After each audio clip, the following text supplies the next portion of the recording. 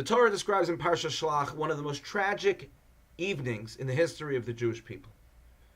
The Meraglim are sent, the spies are sent to check out the land of Israel. The Bnei Yisrael were very excited. They wanted to know what the land was going to be like. They've heard so much about it. And so the Meraglim go, and they come back. And they happen to come back on the night, which is the 9th of Av.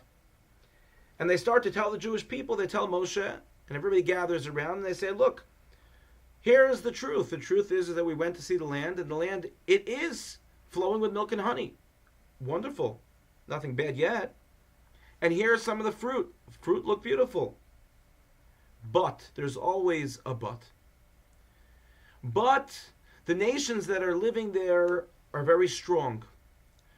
They're situated geographically in places that are going to be very, very difficult for us to conquer. And we saw their giants. Giants we appeared to feel, we felt as if we were little grasshoppers in comparison to these giants. And so the response is that all the people begin to cry. Vatisa kol ha'eda vayitnu es kolam.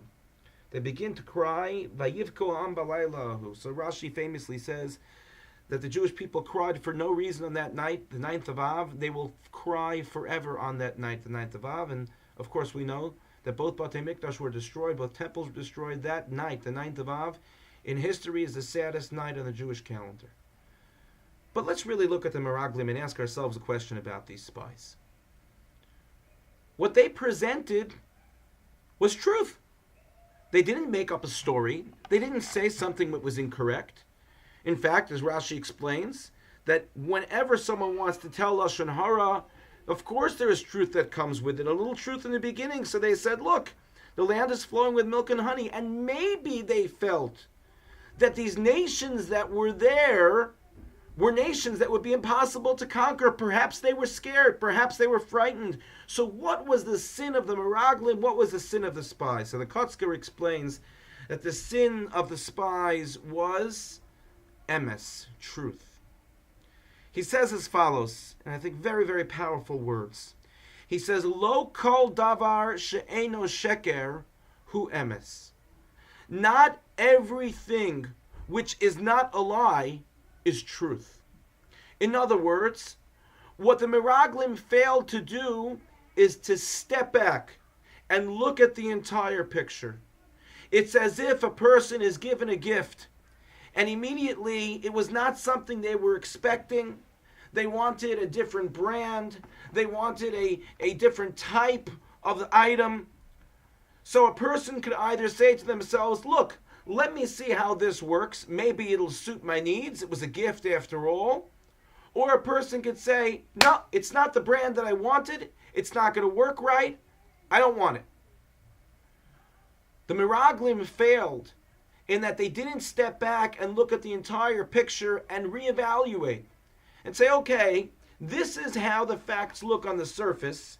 Now let's create a plan in which we can continue to encourage Klal Yisrael and in which we ourselves can understand that things match up. Because if Hashem said to us, this land is good, and it appears to us that there are some things that don't look as good, then there must be something wrong with how we're seeing.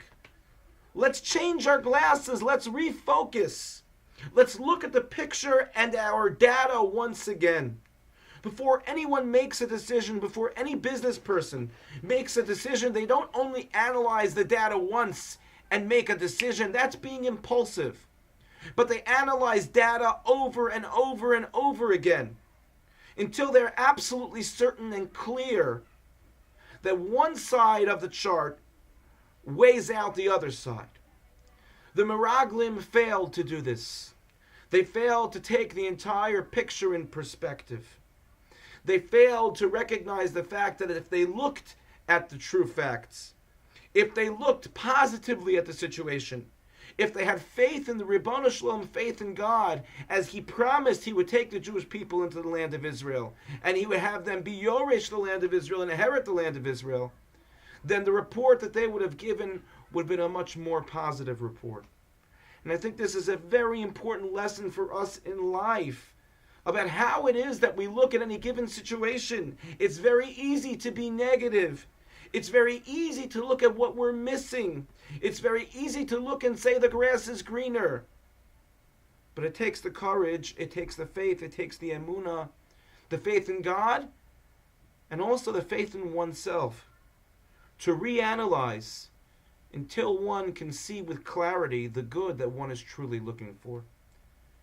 May we merit to apply this lesson of the mistake of the Meraglim and how we can rectify it in our own lives, and do so in order to bring ourselves success in all that we do.